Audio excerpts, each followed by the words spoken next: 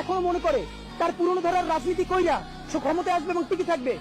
আগে আপনাদেরকে বলছিলাম বিএনপি ক্ষমতায় আসলে থাকতে পারবে সর্বোচ্চ 3 বছর। আজকে সময় আরো কম মনে হইতেছে।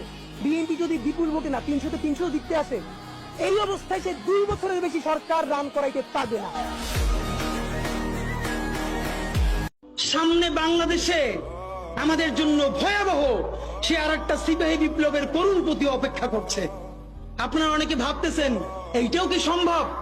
জামাতের ভাইয়েরা অনেকে বুঝে না, বলে কি করে সম্ভব? মনে করাই দেই, শহীদ নিজামী মুজাহিদ সাহেবেরা মন্ত্রী হিসাবে সর্বশেষ যখন সম্ভবত 2006 বা 2007-এও মন্ত্রী ছিলেন, বলেন তো তার কয় বছর পর তাদেরকে ফাঁসি দেওয়া হইল? 10 বছরও লাগে নাই। রানিং ফুল মন্ত্রী ছিল, লক্ষ লক্ষ মানুষ তাদের সাথে ছিল, তাদের মন্ত্রণালয়ে একটা পয়সার দুর্নীতি বের করতে পারে নাই। 10 বছরের মধ্যে মন্ত্রিত্বের পর তাদেরকে ফাঁসি দেওয়া শুধু হয় নাই, তাদের সন্তানরা তাদের জানাজাটা পর্যন্ত পড়তে পারে নাই।